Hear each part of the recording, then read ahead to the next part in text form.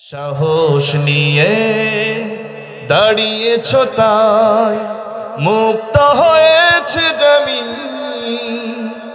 সাহস করে তুমি দাঁড়ালে আর একবার কায়েম হয়ে যাবে দিন। তাই নয় নয় নয় আর কোনো ভয়, আনতে হবে দিনের বিজয়, দিনের বিজয়। যারা ভেবেছিল ছাড়বে না আর ক্ষমতার ওই মসনদ, দেখেছে তারা রবির পাকড়াও কি করে করে নাস্তানাবুদ। কথা বলেন ঠিক কিনা? যারা ভেবেছিল ছাড়বে না আর ক্ষমতার ওই মসনদ, দেখেছে তারা রবির পাকড়াও কি করে করে নাস্তানাবুদ। তাই নয় নয় নয় আর কোনো ভয়, আনতে হবে দিনের বিজয়, দিনের বিজয়। মানুষের সাথে যারা করেছে দুশমনি, করেছে বাড়াবাড়ি, দেশের বুকে তাদের হয়নি তো জায়গা, যেতে হলো মামার বাড়ি। কথা বলেন ঠিক কিনা? মানুষের সাথে যারা করেছে দুশমনি, করেছে বাড়াবাড়ি, দেশের বুকে তাদের হয়নি তো জায়গা, যেতে হলো মামার বাড়ি। তাই নয় নয় নয় আর কোনো ভয়, আনতে হবে দিনের বিজয়, দিনের বিজয়। সাহস নিয়ে দাঁড়িয়েছ তাই মুক্ত হয়েছে জমিন। সাহস করে তুমি দাঁড়ালে আর একবার কায়েম হয়ে যাবে দিন। আল্লাহু তাকবীর, আল্লাহু তাকবীর। চ্যানেলটি সাবস্ক্রাইব করে আমাদের সঙ্গেই থাকুন। এটা হচ্ছে তাফসিরুল কোরআন মাহফিল, যেখানে কোরআন থেকে তাফসির করা হবে। কি করা হবে? আসলে কোরআনের তাফসির করার মতো যে ইলমি যোগ্যতার প্রয়োজন, ইলম, যোগ্যতা, বয়স, পাণ্ডিত্য যা প্রয়োজন, তার কোনোটাই আমার ভিতরে নাই বলে আমি মনে করি। কোরআনের নগণ্য একজন ছাত্র হওয়ার চেষ্টা করছি মাত্র। এই দেশে তথা এই জমিনে সহ পৃথিবীর বিভিন্ন দেশে কোরআনের তাফসির তো তারাই করেছেন যারা তাদের সুললিত কণ্ঠে, সুমধুর কণ্ঠে আসমানি কিতাবের এই বাণীগুলো মানুষের সামনে উপস্থাপন করেছেন,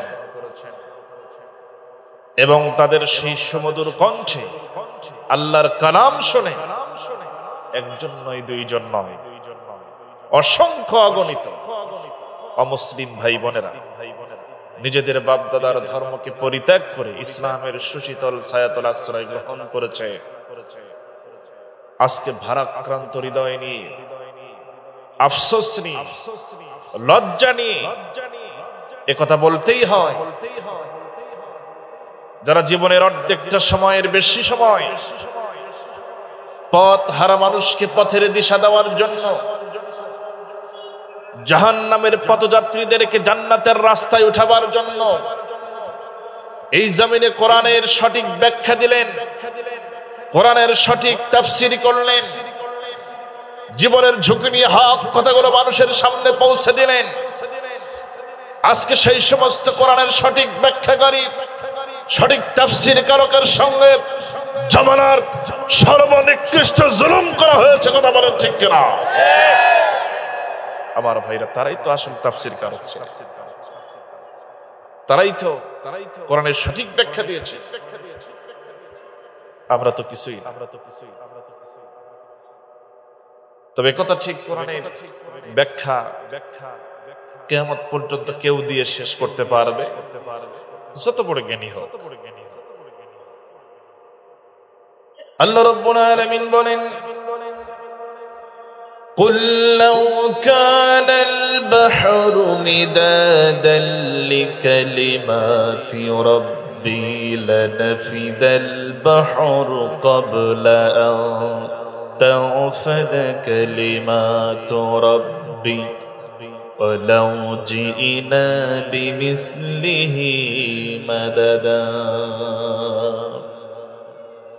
আল্লাহ রাব্বুল আলামিন বলেন, तमाम দুনিয়ার সমস্ত সমুদ্র আর মহাসমুদ্রের পানিগুলো যদি একত্রিত করে কালি বানানো হয়, আর তাই দিয়ে যদি আমার এই কালামের ব্যাখ্যা লেখা যদি শুরু হয়ে যায়, লিখতে লিখতে সমস্ত সাগর মহাসাগরের পানিগুলো ফুরিয়ে যাবে, আমার এই কালামের ব্যাখ্যা লেখা কোনদিন শেষ হবে না। এটা তো সেই আযীম কিতাব আল্লাহ পাক আমাকে আপনাকে দান করেছেন। কিন্তু আফসোসের বিষয় হচ্ছে সেই আসমানি কিতাব আপনার আমার কাছে থাকার পরেও, গোটা পৃথিবীর মুসলমানদের কাছে থাকার পরেও আজকের পৃথিবীতে মুসলমানেরাই নির্যাতিত। কথা বলেন ঠিক কিনা? বলবেন কিভাবে? এইটুকুতে আমরা যারা বসে আছি, যদি এইটুকু দিয়েই আমরা বিচার করি, যদি আমি প্রশ্ন করে ফেলি, আচ্ছা আজকে ফজরের নামাজ আদায় করার পর কোরআন তেলাওয়াতের মাধ্যম দিয়ে দিনের বাকি কাজগুলো শুরু করেছেন এমন কতজন আছেন? যদি হাত তুলতে বলা হয়, হাত বেশি উঠবে না কম উঠবে? এমন কম উঠবে যা ক্যালকুলেটরে হিসাব করা সম্ভব। তার মানে কোরআন থেকে আমরা কাছে না অনেক দূরে? কবি আফসোস করে বলছেন, ও জমানা মে মুআজ্জাজ থি মুসলমান হোকর, ओ जमाना में मुअज़्ज़ज़ थी मुसलमान होकर, और तुम खरबाने हो तारिके कुरआन होकर। সে যুগের মুসলমান কোরআনকে মর্যাদা দেওয়ার কারণে, কোরআনকে সম্মান দেওয়ার কারণে, কোরআনকে তাদের জীবনে ধারণ করার কারণে, পালন করার কারণে গোটা পৃথিবীতে তারা শাসন করেছে। আর আজকের মুসলমান কোরআনকে যথাযথভাবে মর্যাদা না দেওয়ার কারণে, যথাযথভাবে কোরআনকে সম্মান দেওয়ার না কারণে আজকের পৃথিবীতে খেয়াল করে দেখবেন গোটা পৃথিবীতে আজকে মুসলমানেরাই লাঞ্ছিত, অপমানিত। আমার ভাইরা, এমন তো হবার কথা ছিল। আসুন সেই কালামের ভিতরে থেকে আমি কিন্তু আপনাদের সামনে তেলাওয়াত করেছি। সূরাটির নাম হচ্ছে সূরাতুশ শূরা। কি নাম? আলোচনা শুরু হচ্ছে এখন। সূরাতুশ শূরা, এটি কোরআনে কারীমের 42 নম্বর সূরা। কত নম্বর? 42 নম্বর সূরা। এই সূরাটিতে আয়াত সংখ্যা রয়েছে 53টি। খুব খেয়াল করবেন। বছরে 2-4টা মাহফিল শোনার কিসমত হয়। কোরআন তো পড়ি না সারা বছরে, তো এই মাহফিল থেকে কিছু তথ্য তো অন্তত নিয়ে যাওয়া দরকার, কাজে লাগবে। কত নম্বর সূরা বলেন? কতটি আয়াত আছে সূরায়? আমি যে তেলাওয়াত করেছি এটি হচ্ছে 13 নম্বর আয়াতের মাত্র অর্ধেক অংশ। কতটুকু? অর্ধেক তেলাওয়াত করেছি, পুরোটা করিনি। এর উপর ভিত্তি করেই কিছু কথা বলার চেষ্টা করব। আল্লাহ পাক যেন আমাকে আমলের নিয়তে বলার, আপনাকেও যেন আমলের নিয়তে শোনার তৌফিক দান করেন বলছে আমি। আসুন দেখি আল্লাহ পাক কি বলছেন। আমার সঙ্গে সবাই পড়বেন শয়তানের ওয়াসওয়াসা থেকে আল্লাহ পাকের কাছে পানাহ চেয়ে শুরু করছি। আউযু বিল্লাহি মিনাশ শাইতানির রাজীম। বিসমিল্লাহির রাহমানির রাহিম। শারআ লাকুম মিনাদ-দীনি মা ওয়াসসা বিহি নূহা والذي أوحينا إليك وما وصينا به إبراهيم وموسى وعيسى أن أقيموا الدين ولا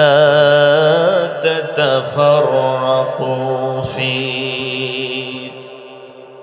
عن حريص الأشعري رضي الله تعالى عنه عن النبي صلى الله عليه وسلم قال: أنا أمركم بخمس الله أمرني بهن الجماعات والسمع والطاعات والهجرات والجهاد في سبيل الله، فإنه من خرج من الجماعات قيد شبر فقد خلع ربقة الإسلام من عنقه إلا أن يرجع، ومن ادعى بدعوى الجاهليات فإنه من جساء جهنم.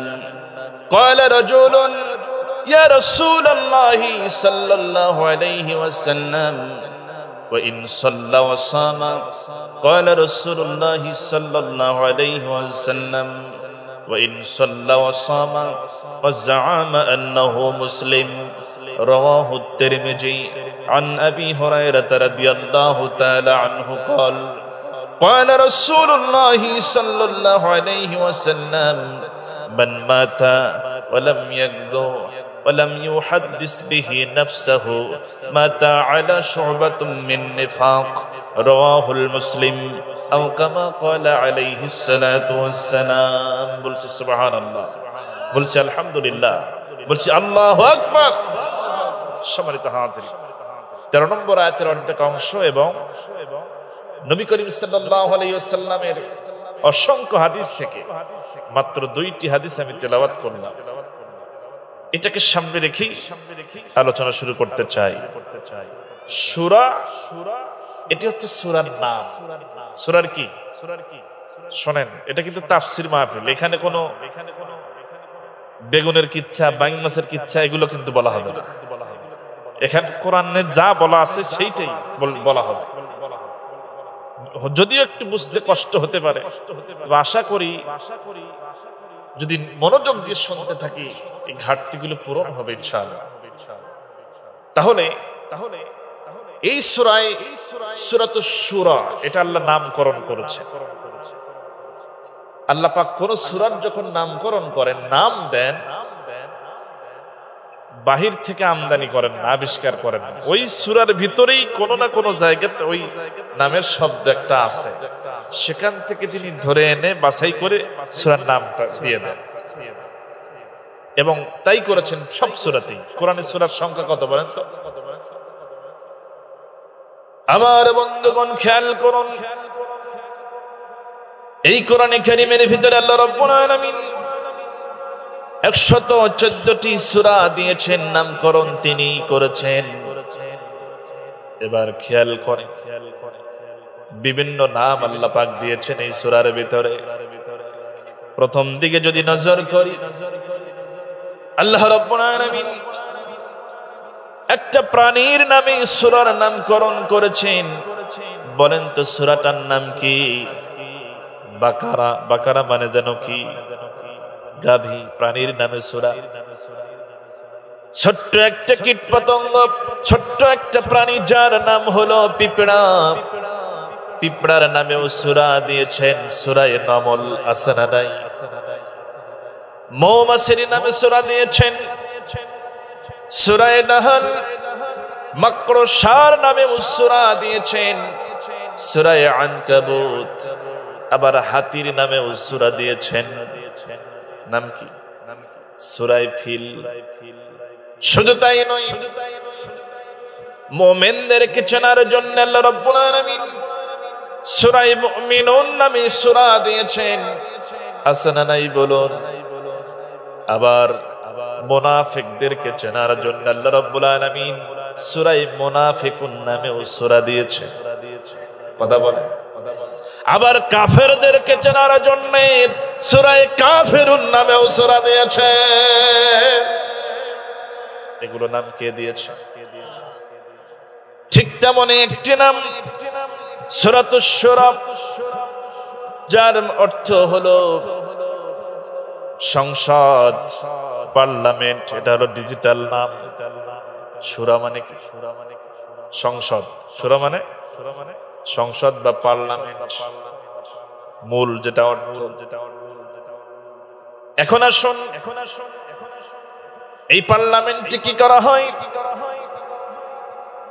দেশের মানুষ জনগণের জন্য কিছু আইন প্রণয়ন করা হয়, যাতে করে মানুষ শান্তিতে থাকে, কোনো দুঃখ দুর্দশা যাতে মানুষকে স্পর্শ করতে না পারে, এজন্য সেখানে আইন পাশ করা হয়। সেই জায়গায় পরামর্শ সিদ্ধান্ত গ্রহণ করা হয়, যার নাম সংসদ, শূরা। এরকম সংসদ আমার দেশে আছে না? আমার বন্ধুগণ, এখন আসেন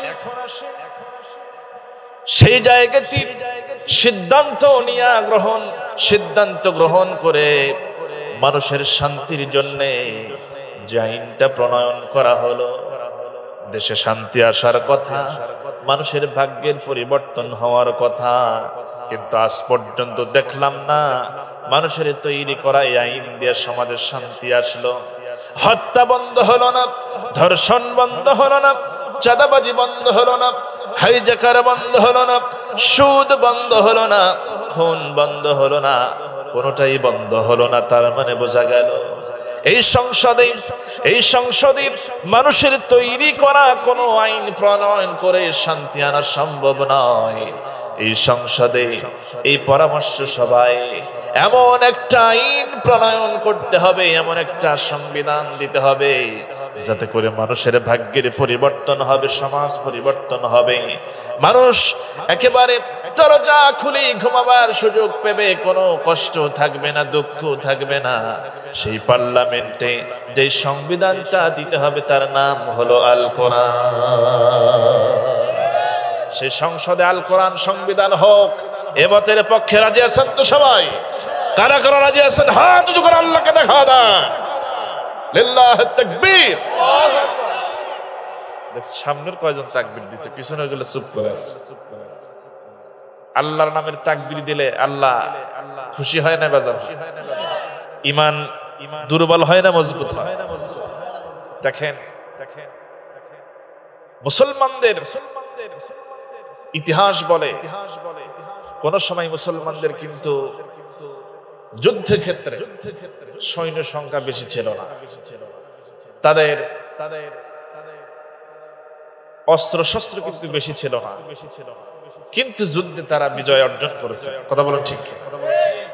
কিসের কারণে? তাকবীরের আওয়াজ যখন তারা ময়দানে দিয়েছেন, সাহাবায়ে কেরাম যখন ঝাঁপিয়ে পড়েছেন, নারায়ে তাকবীর আল্লাহু আকবার স্লোগান যখন উচ্চারণ করেছেন, বাতিল শক্তি তথা কাফের বেঈমানদের হাত থেকে তরবারিগুলো ঝনঝন করে মাটিতে পড়ে গেছে। বলেন আল্লাহু আকবার। এটা ঈমানকে মজবুত করে। আমার ভাইরা, আবার এই তো 15 বছর, 1500 বছর আগে আল্লাহ পাক রাসূলকে বলেছেন, রব্বাকা ফাকাব্বির, আপনি তাকবীর মারেন, শ্রেষ্ঠত্ব ঘোষণা করেন আপনার রবে। নবীজি তাকবীর দিয়েছেন। ওইটা 1500 বছর আগে আইয়ামে জাহিলিয়াত বলা হতো। কি বলা হতো? আইয়ামে জাহিলিয়াতকে দূর করেছেন নবীজি তাকবীরের আওয়াজ দ্বারা। 1500 বছর, প্রায় 1500 বছর আগে। আর এই যে গত 15 বছর গেল, এটা ছিল আইয়ামে না, এটা হলো আওয়ামী জাহেলিয়াত। কথা বলেন ঠিক কিনা? পরাই কিন্তু সেম সেম মিলে গেছে। ওটা আইয়ামে জাহিলিয়াত আর এটা হলো আওয়ামী জাহিলিয়াত। আওয়াম এটা আরবি শব্দ, আম থেকে আওয়াম। আম মানে কিন্তু মূর্খ। আম মানে কি? মূর্খ। আর আওয়ামের বহু বছর মানে মূর্খের দল, এর অর্থ। আবু জাহেল কিন্তু জ্ঞানী মানুষ, কিন্তু সে হলো মূর্খ। জাহেল নাম কেন হলো? তার নাম তো আবুল হাকাম। তার কর্মকাণ্ডের কারণে সে জাহেল। কথা বলা ঠিক। তা আবু জাহেলের চরিত্র আজকেও যারা পালন করবে, তার মতো চালচলন যাদের মধ্যে দেখা যাবে, ও তো আর একটা আবু জাহেল। কথা বলা ঠিক।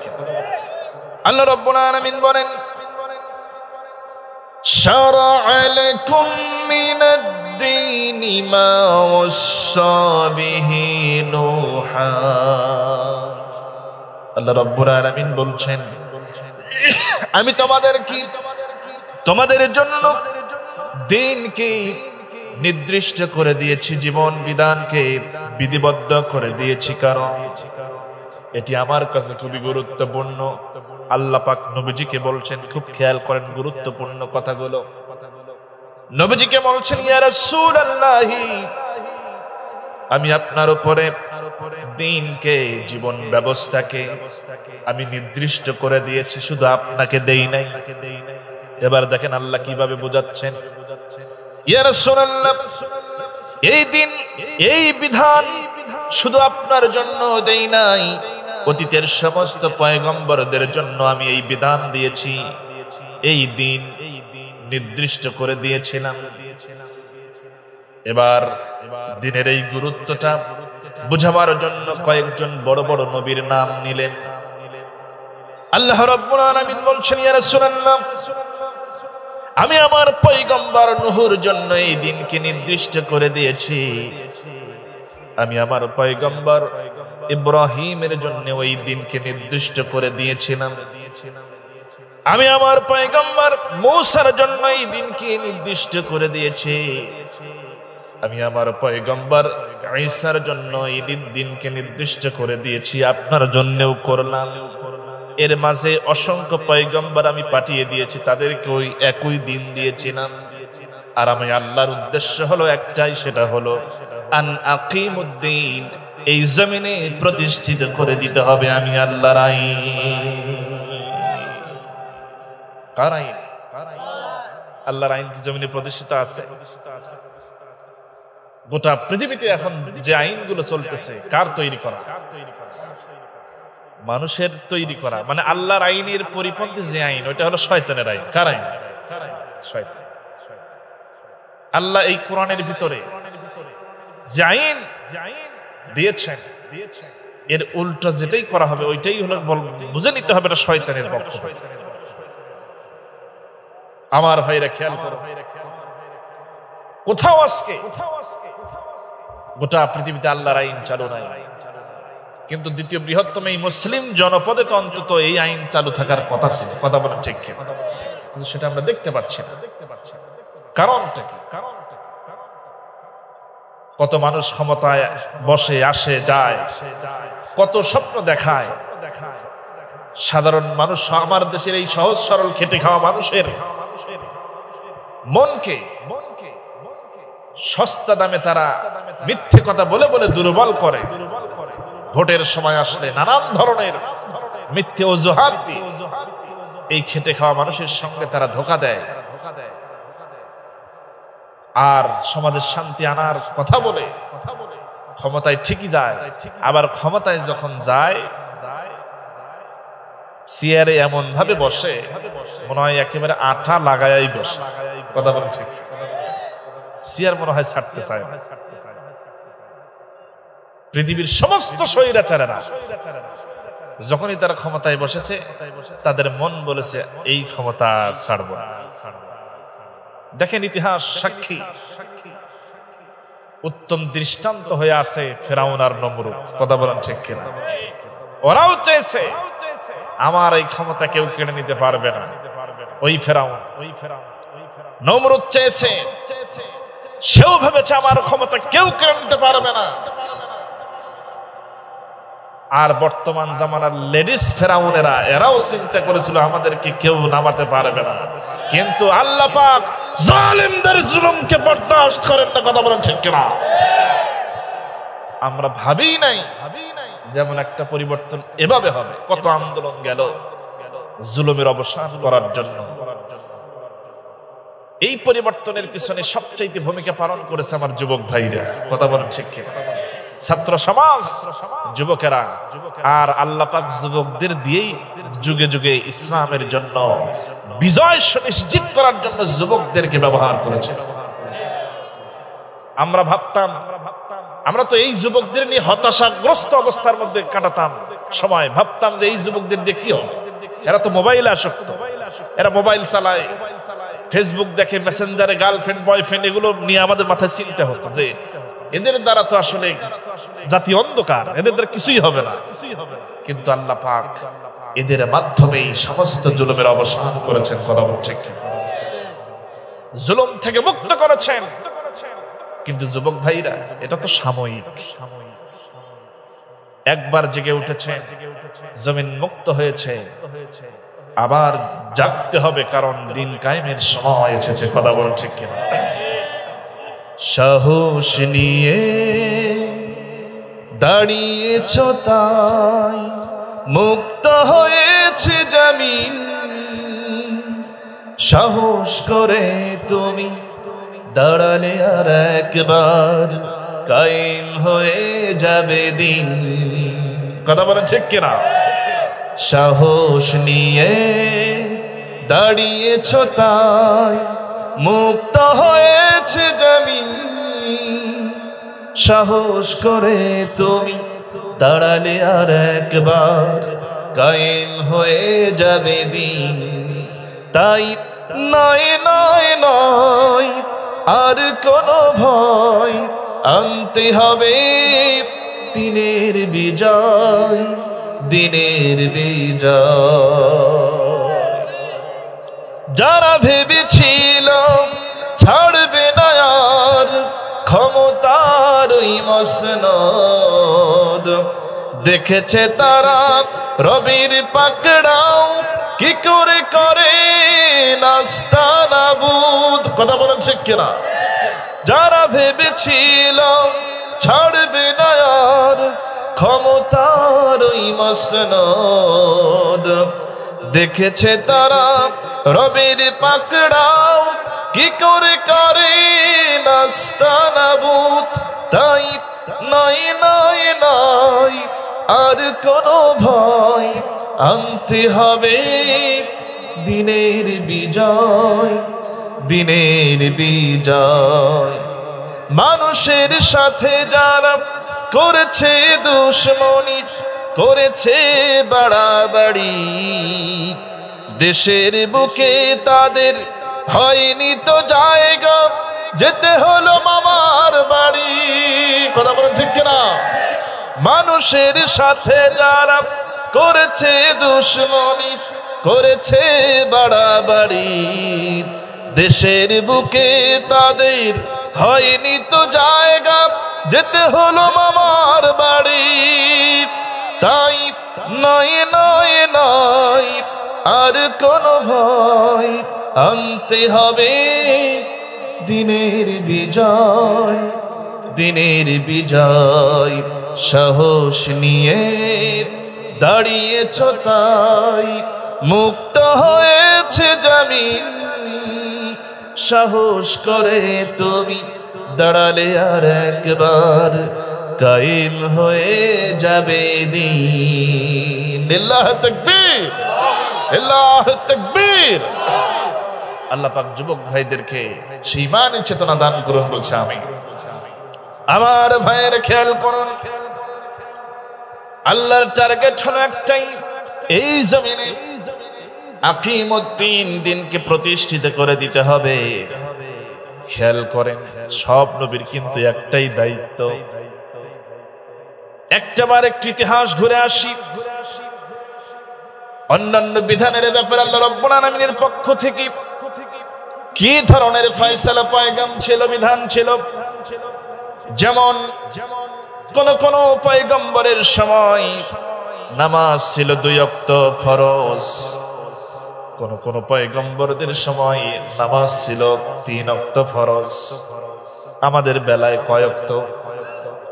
কোন কোন নবীর জন্য রোজা ছিল 15টা ফরজ, 10টা ফরজ, 2টা ফরজ। কিন্তু আমাদের জন্য কয়টা ফরজ? 30টা ফরজ। এইভাবে করে বিভিন্ন বিভিন্ন ইবাদত বন্দেগীর ব্যাপারে এক এক পয়গম্বরের এক একটা বিধান ছিল। কিন্তু এই জমিনে এই দিনকে প্রতিষ্ঠিত করে দেওয়ার ব্যাপারে আল্লাহ রাব্বুল আলামিন সমস্ত পয়গম্বরকে একটাই দায়িত্ব দিয়েছেন। এটা কোনো ভিন্ন ভিন্ন কোনো বিধান ছিল না, সব নবীর একই মিশন। সেটা ছিল আলা লাহুল খালক ওয়াল আমর, সৃষ্টি যার আইন চলবে তার। অতএব সৃষ্টি আল্লাহ করেছেন, আইন আল্লাহর চলতে হবে। কথা বলেন ঠিক কিনা? আমার ভাইরা, এর জন্য প্রয়োজন আমাদেরকে আগে সংঘবদ্ধ হতে হবে, জামাতবদ্ধ হতে হবে। কি হতে হবে? আমরা কিন্তু দলের বাইরে থাকতে পারবো না, দল করতে হবে আমাদের। কি করা লাগবে? অনেকে হয়তো ভাবছেন হুজুর আবার কি শুরু করলো, কোরআন থেকে আমি দলিল দেব তারপরে বুঝে আসবো। একটু খেয়াল করেন, আল্লাহ রাব্বুল আলামিন বলছেন আমাদেরকে লক্ষ্য করে, ওয়ালতাকুম মিনকুম উম্মাতুন ইয়াদউনা ইলাল খায়রি ওয়া ইয়া'মুরুনা বিল মা'রুফি ওয়া ইয়ানহাউনা আনিল মুনকার ওয়া উলাইকা হুমুল মুফলিহুন। আল্লাহু আকবার। আল্লাহ রাব্বুল আলামিন বলেন, তোমাদের মধ্যে অবশ্যই একটা দল থাকা উচিত। কে বলছেন?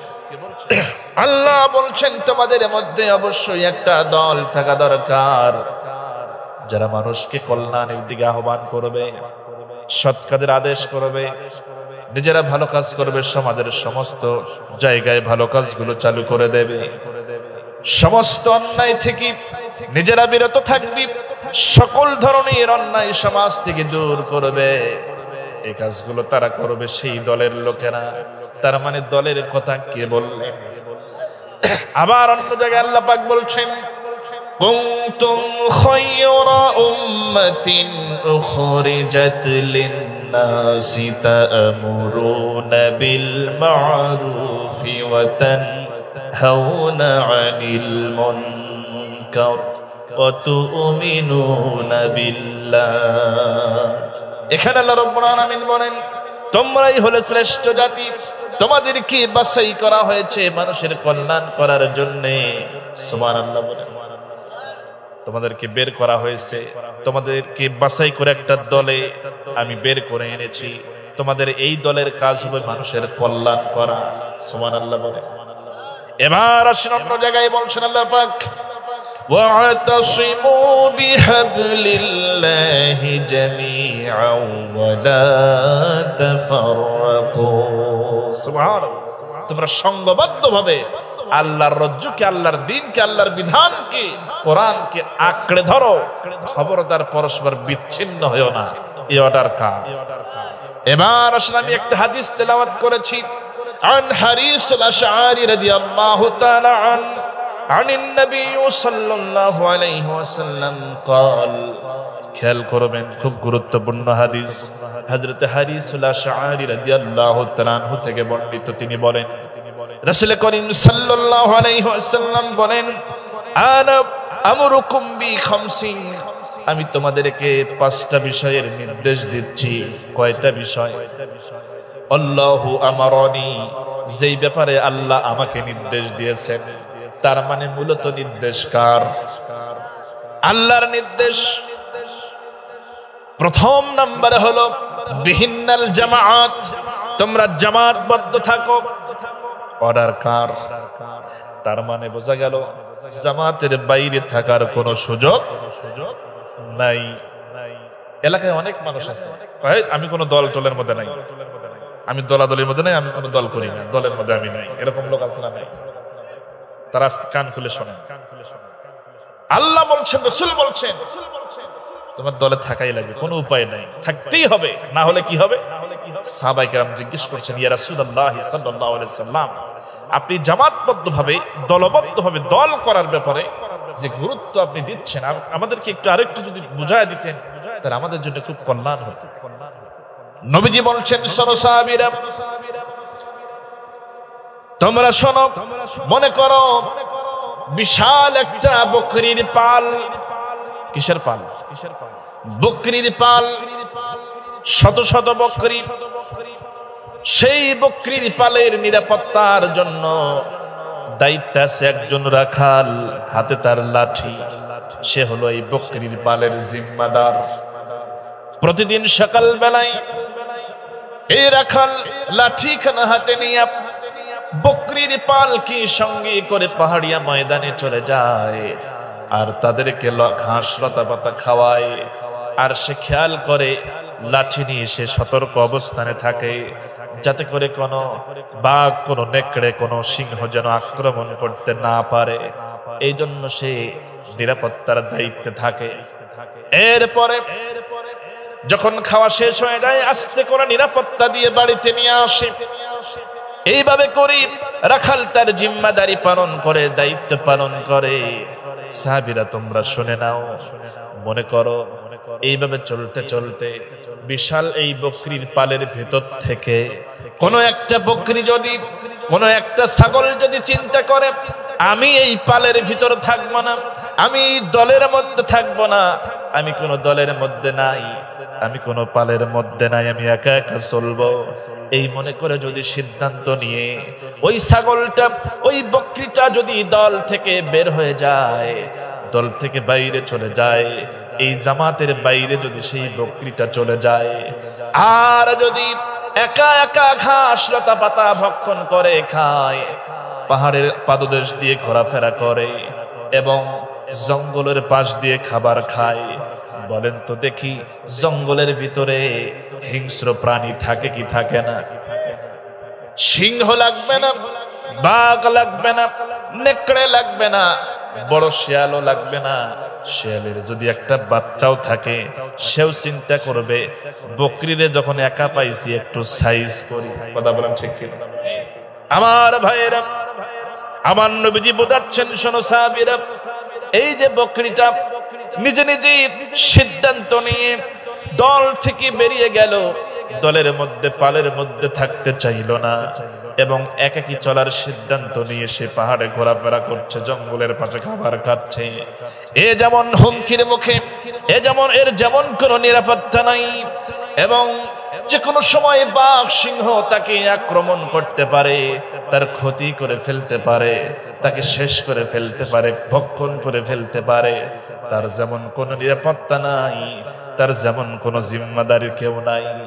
এ যেমন ওই রাখালের জিম্মাদারির বাইরে চলে যায়, ওই রাখালের যেমন নিরাপত্তার বাইরে, এই রাখালের নিরাপত্তার বাইরে যখন ছাগলটা চলে যায়, এই ছাগলের ক্ষতি হওয়ার ব্যাপারে যেমন ওই রাখালের কোনো দায়িত্ব নাই, কোনো জিম্মাদারি নাই, ঠিক তেমন করে আল্লাহর কোন বান্দা যদি কোনো দল না করে, কোনো জামাতবদ্ধ না হয়, দলের বাইরে চলে যায়, দলের বাইরে গিয়ে সিদ্ধান্ত নিয়ে একা একা চলার চেষ্টা করে, তাহলে দল থেকে বের হয়ে যাওয়ার কারণে ওই ছাগলের যেমন নিরাপত্তা নাই, ধ্বংস হয়ে গেল, ঠিক এই দলের ভেতর থেকে বেরিয়ে যাওয়ার কারণে এই বান্দার ব্যাপারে আল্লাহরও কোনো জিম্মাদারি নাই।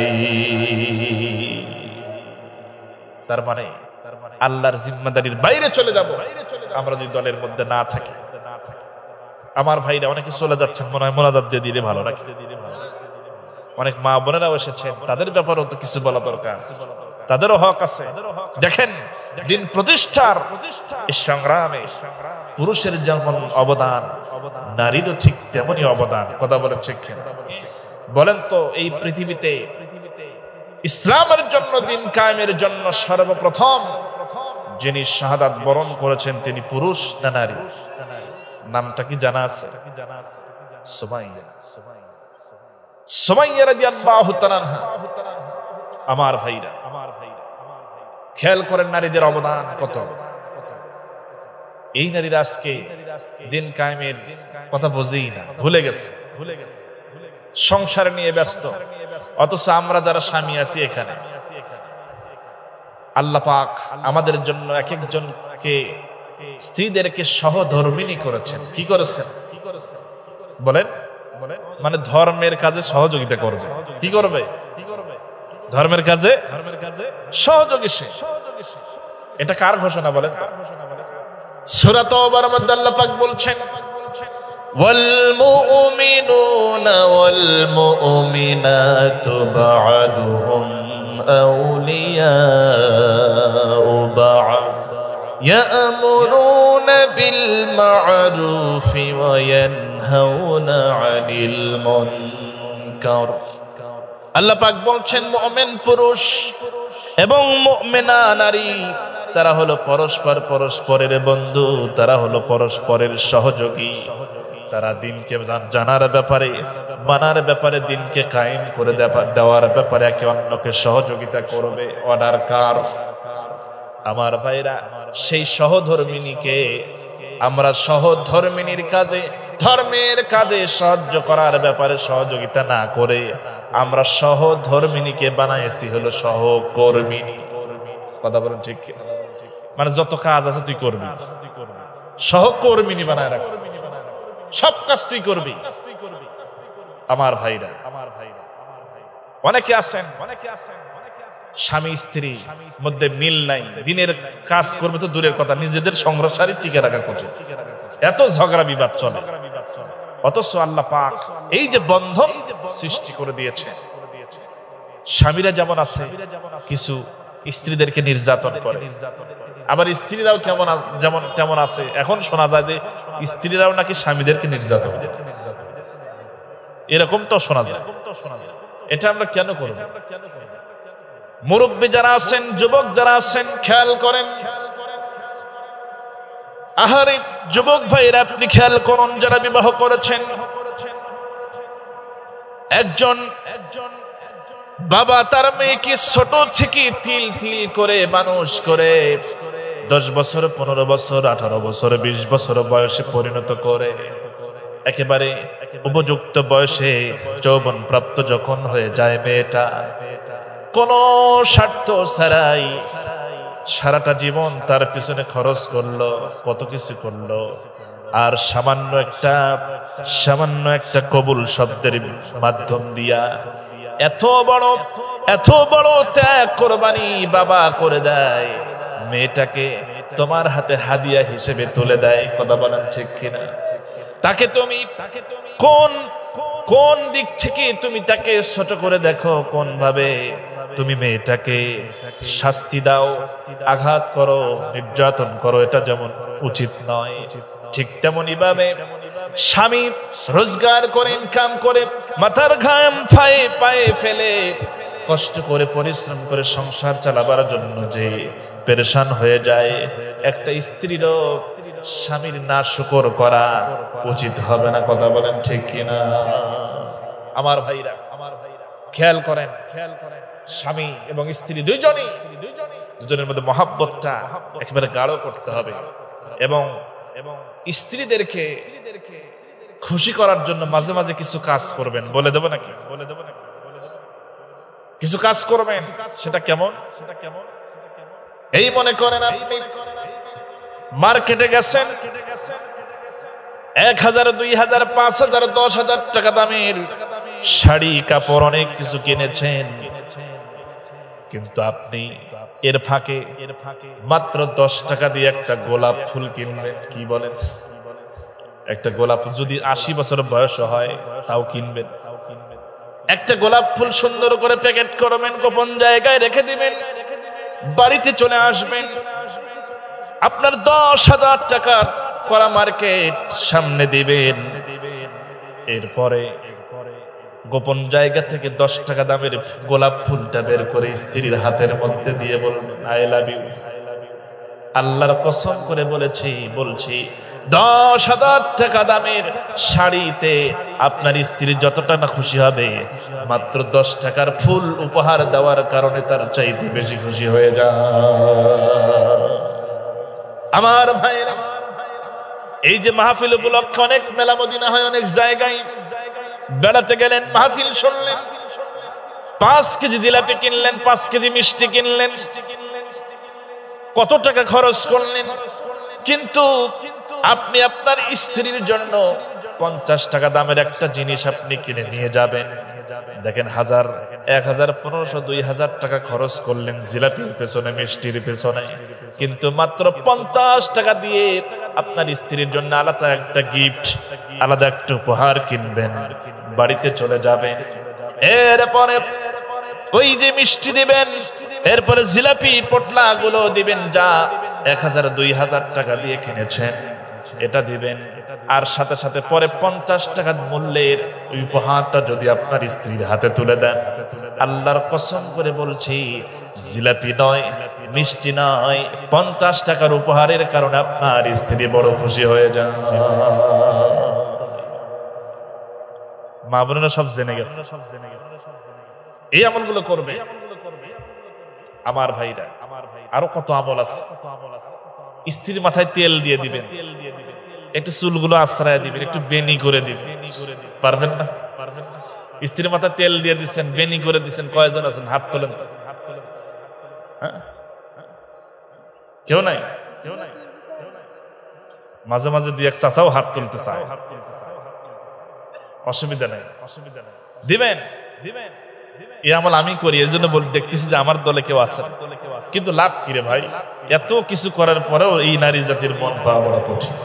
কথা বলেন ঠিক? এক কথাই শেষ, কমন ডায়লগ। একটু 19 থেকে 20 হলেই বলবে যে সারা জীবন আপনি আমারে কি দিছেন, সব শেষ। এটা কমন ডায়লগ। এত ভালোবাসা, এত চুলের বেনি করে দিলাম আমার ভাইরা, তবু মহব্বত করবে। যদি বেশি কথা না শোনে, সামর্থ্য যাদের আছে কি করবেন? একাধিক বিবাহ করবেন, তাহলে ঠিক হয়ে যাবে। এটা কিন্তু আল্লাহর হুকুম আছে না? আমি কি এমনি বলতেছি? একাধিক বিবাহের কথা আল্লাহ কেন রাখলেন? যাতে সমাজ থেকে জেনা ব্যভিচার একেবারে উৎখাত হয়ে যায়, কোন ধরনের জেনা ব্যভিচার জমিনে না থাকে। এই জন্য তো আল্লাহ একাধিক বিয়ের ব্যবস্থা করছে। আপনি সৌদি আরবে যান, আল্লাহ পাক আমাকে নিয়েছিলেন, গেছি, প্রত্যেকের সাথে 4 জন করে ঘুরতেছে। ওই আমল চালু আছে আরব বিশ্বে, আমরা করি না তাই।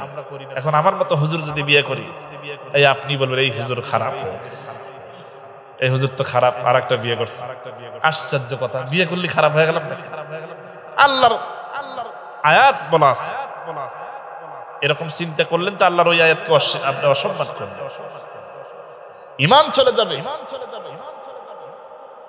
সম্মানিত হাজরিন,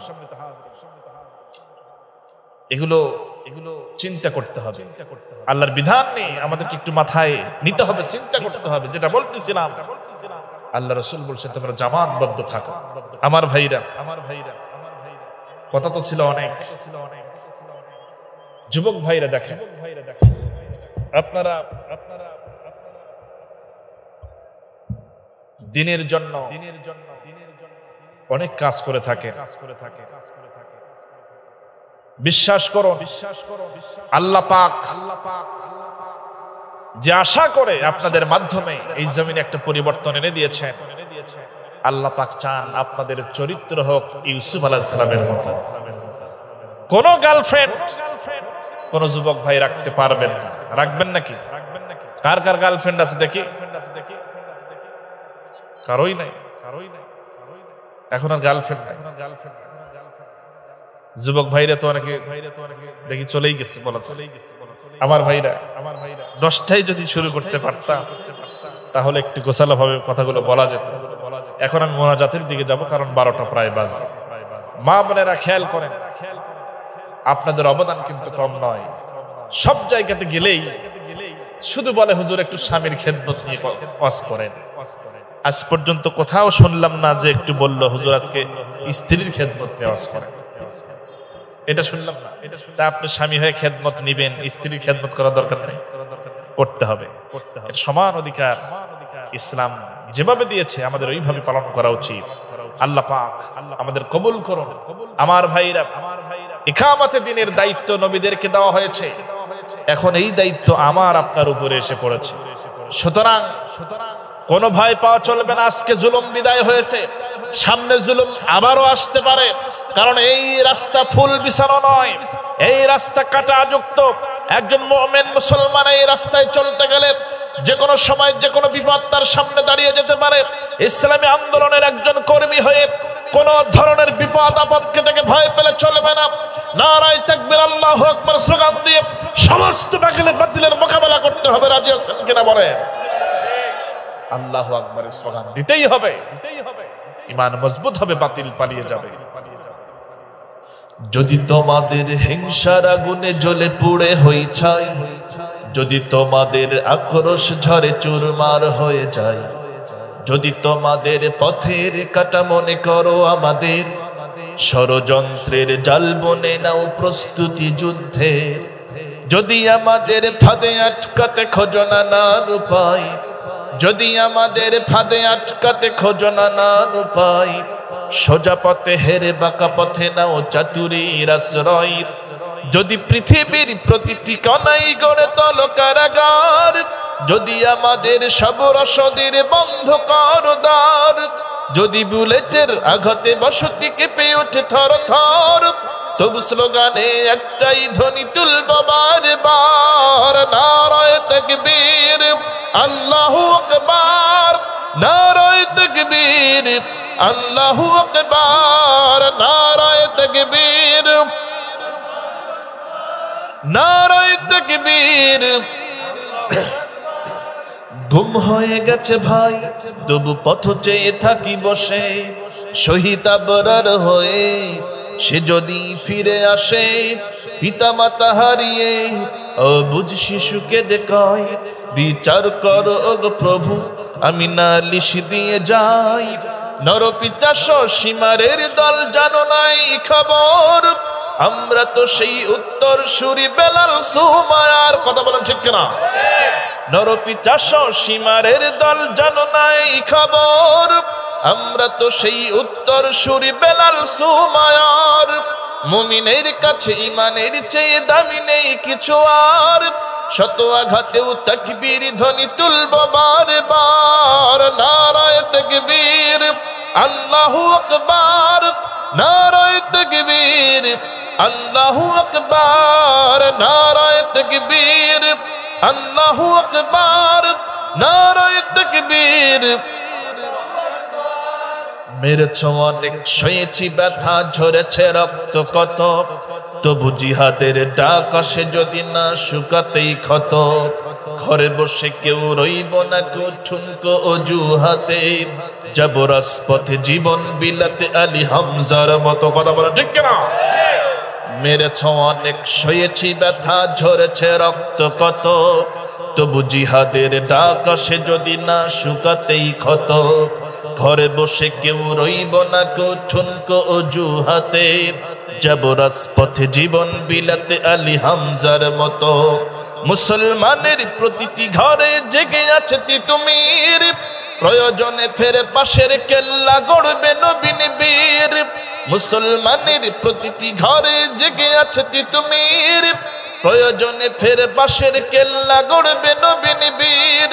ভুলে যাব দলকে কোন মতের একজনই রাহবার, একটাই সেই স্লোগান হবে আল্লাহু আকবার, নারায়ে তাকবীর, আল্লাহু আকবার, নারায়ে তাকবীর, আল্লাহু আকবার, নারায়ে তাকবীর, আল্লাহু আকবার, নারায়ে তাকবীর, আল্লাহু আকবার, লিল্লাহি তাকবীর।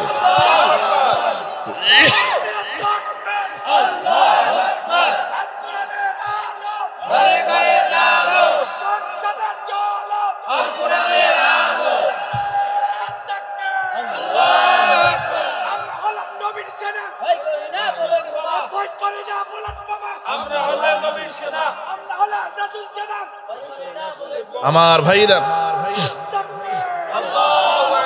মুসলমানদের কলিজা থেকে আল্লাহর নামের এই স্লোগান বন্ধ করা যাবে? আসুন এই আল্লাহর নামের আওয়াজ নিয়ে আমরা ময়দানে দাঁড়িয়ে যাব, ইকামতে দ্বীনের জন্য কাজ করে যাব। আমি আরেকটি হাদিস বলেছি, এইটা নিয়ে একটু 10 মিনিট বলবো। সেটি হচ্ছে হযরত আবু হুরায়রা রাদিয়াল্লাহু তাআলা আনহু থেকে বর্ণিত হাদিস। عن أبي هريرة رضي الله تعالى عنه عن النبي صلى الله عليه وسلم قال من مات ولم يغدو ولم يحدث به نفسه مات على شعبة من نفاق رواه المسلم।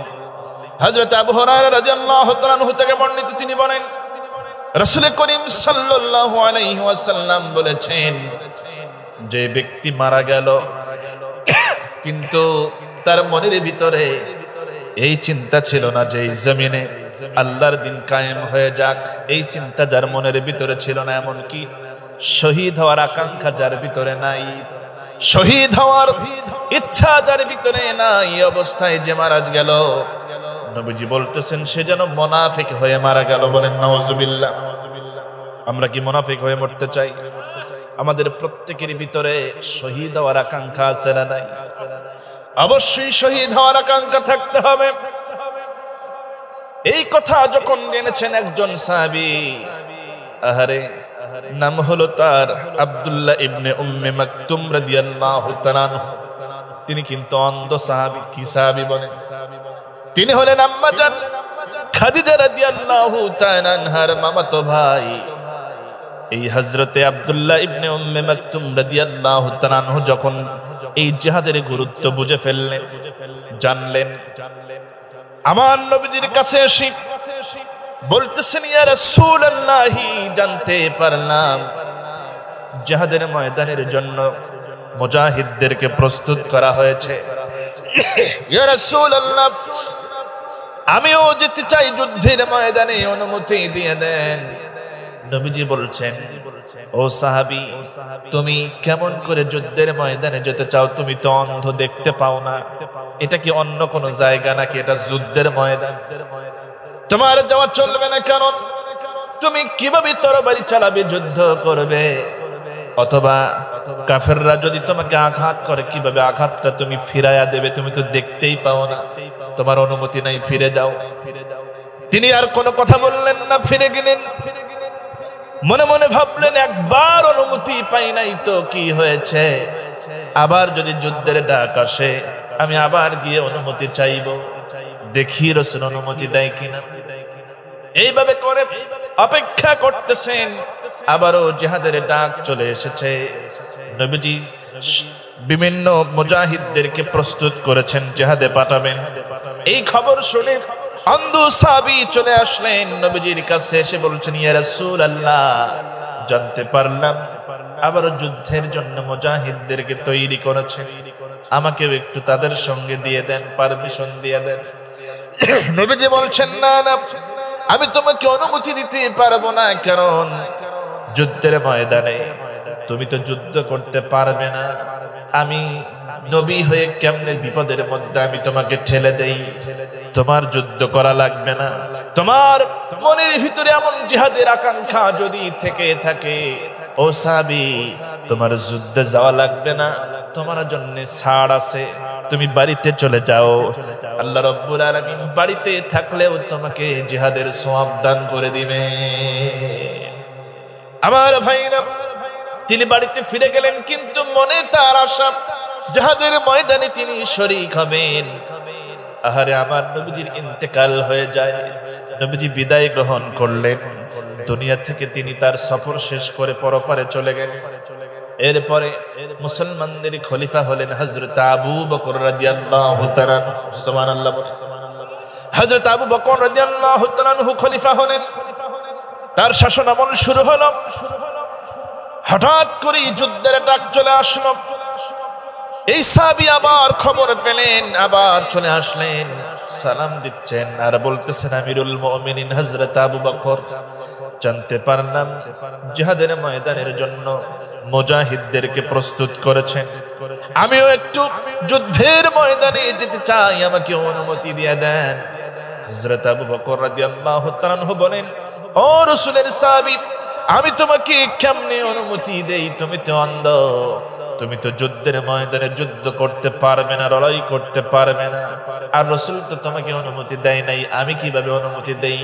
আমি মুসলমানদের খলিফা হয়ে তোমাকে বিপদের মধ্যে ঠেলে দিতে পারি না, তুমি ফিরে যাও, আমি অনুমতি দিতে পারবো না। তিনি চলে গেলেন, কিন্তু তার মনের ভিতরে আকাঙ্ক্ষা হলো আমি যুদ্ধের ময়দানে যাব, বারবার অনুমতি চাইবো, দেখি কি হয়।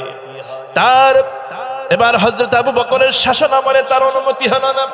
হযরত আবু বকর রাদিয়াল্লাহু তাআলা আনহু 2টা বছর তিনি খলিফার দায়িত্ব পালন করলেন। এবার তার ইন্তেকাল হয়ে যায়।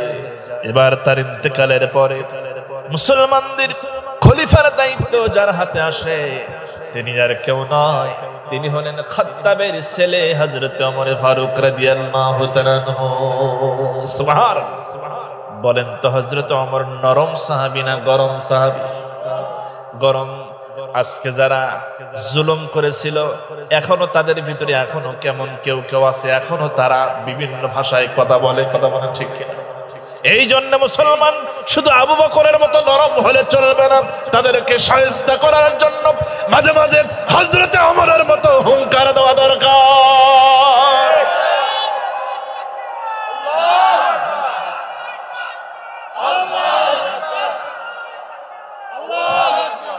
আমার বন্ধুগণ খেয়াল করুন, হযরত ওমর ফারুক রাদিয়াল্লাহু তাআলা আনহু তার শাসন কার্য হাতে নিলেন।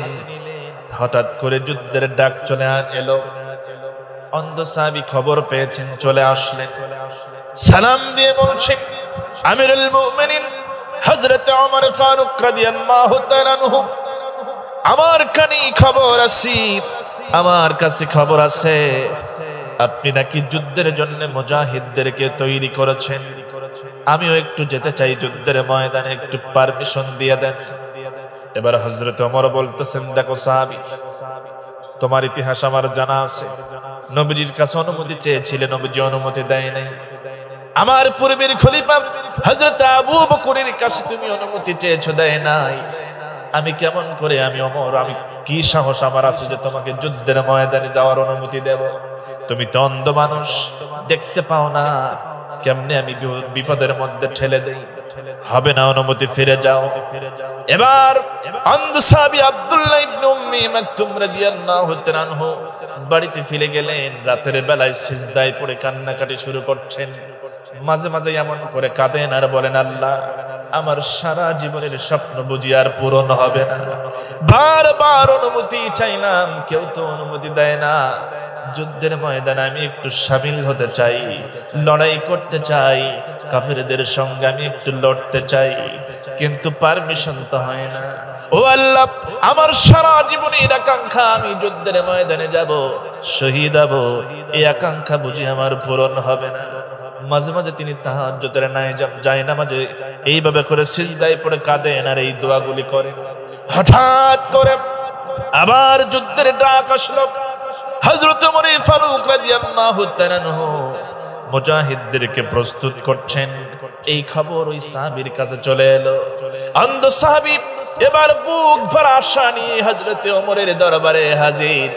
সালাম দিয়ে বলতেছে, আমিরুল মুমিনিন খলিফাতুল মুসলিমিন, আমি আবারও খবর পেলাম মুজাহিদরা তৈরি হয়েছে, আমি যুদ্ধের ময়দানে যেতে চাই, একটু অনুমতি হবে কি?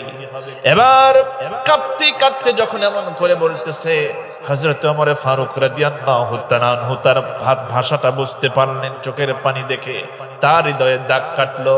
এবার হযরত ওমর বলতেছেন, দেখো সাহাবী, তুমি আমাকে একটু বুঝাও তো দেখি, আমি কোন সূত্রে আমি তোমাকে অনুমতি দিতে পারি? আমি তো মুসলমানদের খলিফা। তুমি বলো, তুমি যুদ্ধের ময়দানে গিয়ে কিভাবে লড়াই করবে? সেই সক্ষমতা কি তোমার আছে নাকি? কিভাবে তরবারি ধরবে? কিভাবে কাফেরদের আঘাতগুলো তুমি ফিরাইয়া দিবে? একটু আমাকে বোঝাও তো। এই কথা শোনা মাত্রই অন্ধ সাহাবী বলছেন, আমিরুল মুমিনিন, আপনি ঠিকই বলেছেন, কিন্তু আমার সারাটা জীবনের সারা জীবনের স্বপ্ন, আমি যুদ্ধের ময়দানে শামিল হতে চাই, লড়াইয়ের ময়দানে, জিহাদের ময়দানে আমি অংশ নিতে চাই। আমিরুল মুমিনিন, ঠিকই বলেছেন আপনি, আমি অন্ধ মানুষ, চোখে দেখার শক্তি আমার নাই। তরবারি হাতে নিয়ে কাফের বেঈমানদের সঙ্গে আমি লড়াই করতে পারবো না। তাদের আঘাতগুলো আমি দেখতেও পারবো না, ফিরাতেও পারবো না। কিন্তু আমিরুল মুমিনিন যুদ্ধের ময়দানে তরবারি ধারণ করা ছাড়াও তো আরো অনেক দায়িত্ব পালন করতে হয়। এবার আমিরুল মুমিনিন বলতেছেন, কি বলতে চাও একটু খুলে বলো। অন্ধ সাহাবী বলতেছেন, আমিরুল মুমিনিন হযরতে ওমর, যুদ্ধের ময়দানে তরবারি ধারণ করা ছাড়া তো আরো অনেক কাজ থাকে, যেমন কাউকে না কাউকে তো কালেমার পতাকা উঁচু করে ধরে রাখতে হয়। আমিরুল মুমিনিন ওই কালেমার ঝান্ডা, কালেমার পতাকা উঁচু করে ধরার জন্য আমাকে যদি দায়িত্ব দিয়ে দেন, আমি ভালোভাবে পালন করতে পারবো। কারণ আমার চোখ অন্ধ হতে পারে, চোখে আমি দেখি না ঠিক, চোখ আমার অন্ধ হতে পারে, কিন্তু হাত দুইটা কিন্তু আমার দারুণ শক্ত। এই দুই হাতে কালেমার পতাকা আমি উঁচু করে ধরে রাখবো, কালেমার পতাকাকে আমি ধারণ করে রাখবো, মাটিতে পড়তে দেব না। যদি কখনো দূর থেকে কোনো তীর এসে আমাকে আক্রান্ত করে এবং যদি কোনো বল্লম ছেড়ে এসে আমাকে যদি আঘাত করে ফেলে, আমিরুল মুমিনিন আপনি নিশ্চিত থাকুন, খুব সহজে কালেমার ঝান্ডা আমি মাটিতে ফেলে দেব না। আমিরুল মুমিনিন তার কথা শুনতেছেন আর আশ্চর্য হয়ে যাচ্ছেন, তার চোখ দিয়েও পানি পড়তেছে। হারে অন্ধ সাহাবীর ইমানের মজবুতি কিরকম, তিনি অবাক হয়ে যাচ্ছেন। হারে এই হলো তার ভিতরের ঈমান। এবার তিনি বলতেছেন, আমিরুল মুমিনিন এইভাবে করে আমি কালেমার পতাকাকে উঁচু করে ধরে রাখবো। কাফির বেঈমানদের তো টার্গেট থাকবে আমাকে দুনিয়া থেকে বিদায় করে দেওয়া, কারণ পতাকা যদি আমার হাত থেকে পড়ে যায় তারা ভেবে নেবে ময়দানে আমরা পরাজিত হয়ে গেছি। কিন্তু আমিরুল মুমিনিন আমি সর্বোচ্চ চেষ্টা করে যাব, দুই হাতে শক্ত করে জাপটে ধরে থাকবো, কালেমার পতাকা আমি ফেলে দেব না। যদি তীরের পর তীর আসতে আসতে আমাকে আক্রান্ত করতে করতে আমাকে যদি ঝাঁঝরা করে দেয় আর আমার শরীর থেকে রক্তগুলো পড়তে পড়তে যদি আমার রক্ত শূন্যতা দেখা দেয়, অস্থির হয়ে যায়, নিজেকে যদি আমি ধরে রাখতে না পারি, একটা পর্যায়ে যদি আমি মাটিতে লুটিয়ে পড়ি আর শহীদ হয়ে যাই, এর চাইতে সৌভাগ্য আমার আর কিছুই নাই।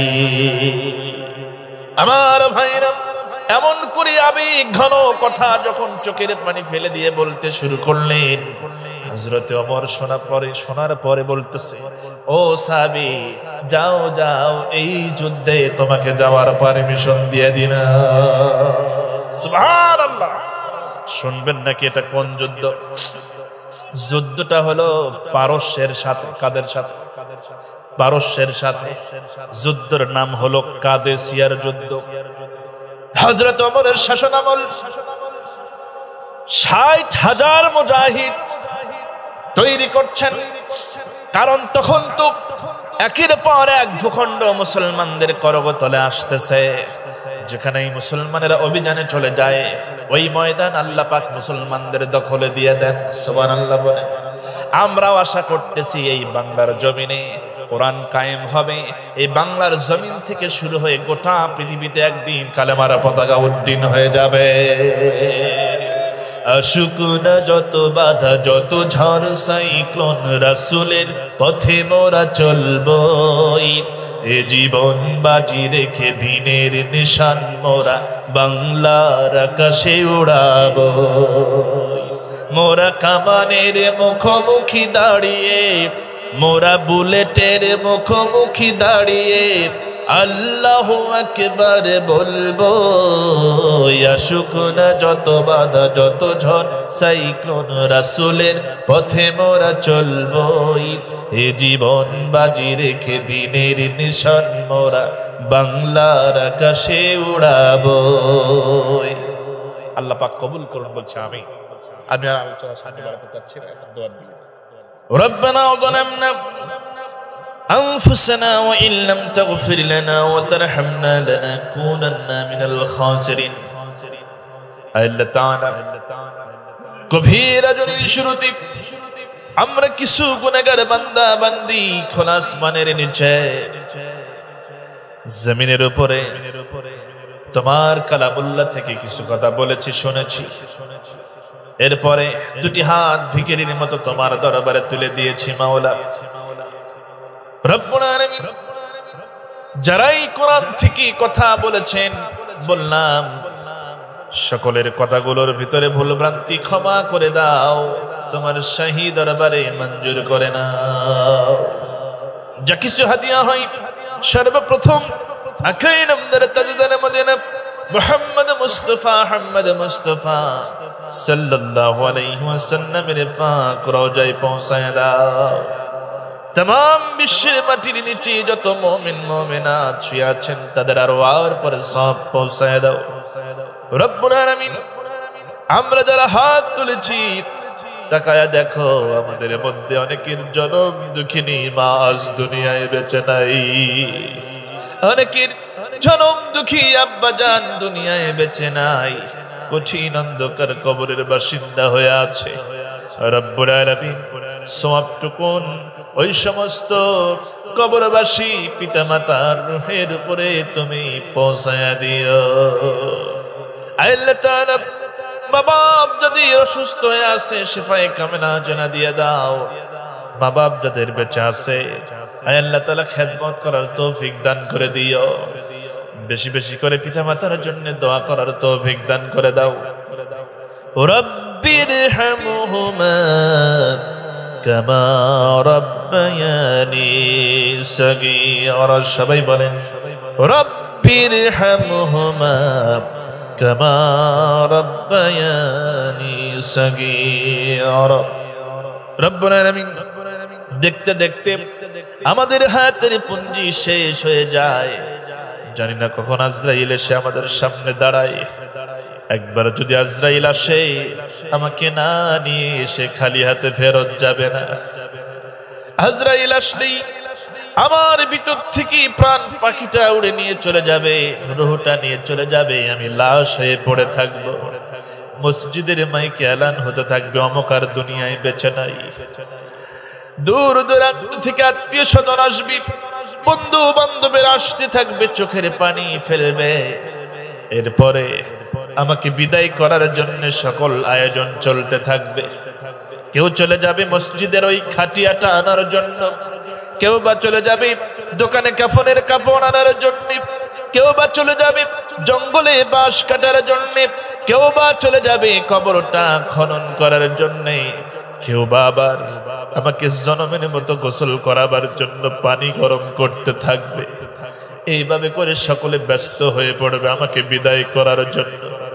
একটা পর্যায়ে আমার গোসলটা যখন দেওয়া হয়ে যাবে, কাফনের কাপড় জড়ায়া দিয়া, জানাজা পড়ায়া দিয়া কবরের ভিতরে শোয়া দেবে, বাঁশগুলোকে সারি সারি ভাবে বসায়া দিয়া ওই যে মাটি চাপা দিয়া চলে আসবে জনমের মতো, আর কোনোদিন কেউ খবর নেবে না। আল্লাহ আমাদের সবার জীবনে সেই মুহূর্তটা যে কোনো সময় চলে আসতে পারে। রব্বুল আলামিন ওই কঠিন মুহূর্ত আসার আগে আমাদের সকলকে খাঁটি মুসলমান হিসেবে কবুল করে নাও। আমরা অনেক অপরাধ করেছি জীবনে, অনেক ভুল করেছি, অন্যায় করেছি, জেনে করেছি, না জেনে করেছি, শয়তানের ধোকায় পড়ে করেছি। সমস্ত অপরাধগুলি আমাদেরকে বান্দা মনে করে তুমি তো রহমান, জিন্দেগীর সমস্ত গুনাহগুলি নেকি দিয়া বদলায় দাও। আল্লাহ তাআলা অনেকে দোয়া চেয়েছেন, বিশেষ করে আজকের মাহফিলের প্রধান অতিথি তিনিও দোয়া চেয়েছেন।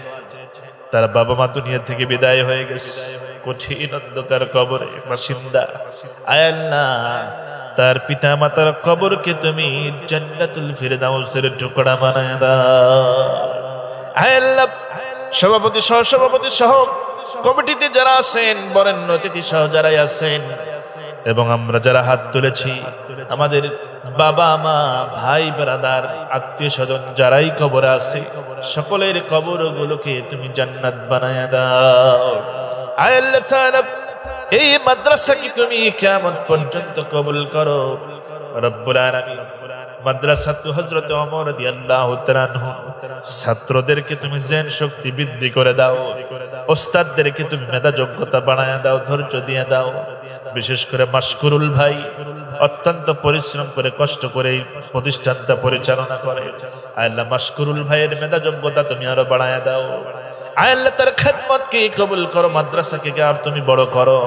আল্লাহ মাহফিলের আয়োজন করতে গিয়া যুবক ভাইয়েরা অনেক কষ্ট স্বীকার করেছে।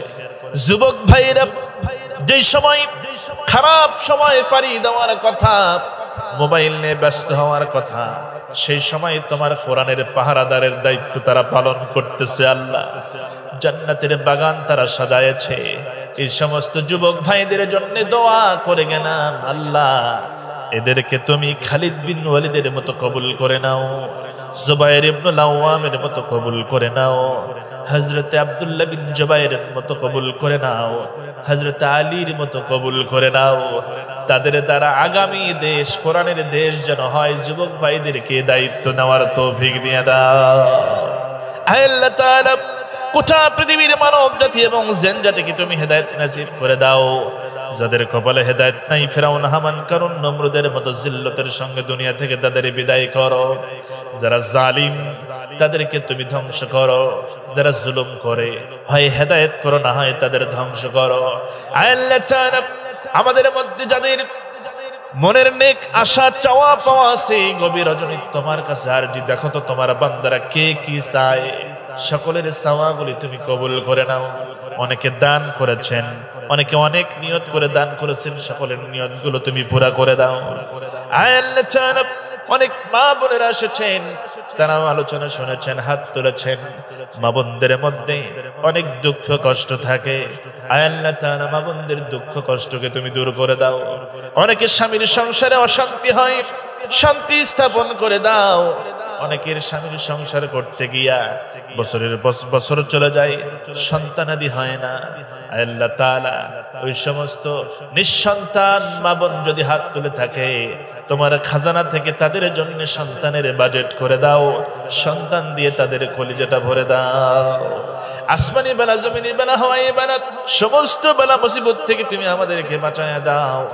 আল্লাহ তাআলা এই জমিনটাকে কোরআনের জমিন হিসেবে কবুল করো। যারা এই জমিনে কোরআনের রাজ প্রতিষ্ঠা করতে গিয়া জীবন দিল, ফাঁসির মঞ্চে চড়লো, তাদেরকে শাহাদাতের সর্বোচ্চ মর্যাদা দাও। বিশেষ করে কোরআনের পাখি আল্লামা দেলাওয়ার হোসেন সাইদি রাহিমাহুল্লাহ, আল্লাহ তুমি তাকে শাহাদাতের সর্বোচ্চ মাকাম দান করো। আল্লাহ তার সঙ্গে যারা জুলুম করেছে, সিদ্ধান্ত তোমার কাছে দিলাম, কি তাদের শাস্তি তুমি তাদের প্রাপ্য বুঝিয়ে দিও। আল্লাহ তাআলা আমাদের সকলকে খাঁটি মুমিন হিসেবে কবুল করো। রব্বানা তাকাব্বাল মিন্না ইন্নাকা আনতাস সামিউল আলিম ওয়া তুব আলাইনা ইন্নাকা আনতাত তাওয়াবুর রহিম। সুবহান রাব্বিকা রাব্বিল ইজ্জাতি আম্মা ইয়াসিফুন ওয়া সালামুন আলাল মুরসালিন ওয়ালহামদুলিল্লাহি রাব্বিল আলামিন। ওয়াজআল আখরা কালিমাতিনা ইনদাল মাউত লা ইলাহা ইল্লাল্লাহু মুহাম্মাদুর রাসূলুল্লাহ সাল্লাল্লাহু আলাইহি ওয়াসাল্লাম। আসসালামু আলাইকুম।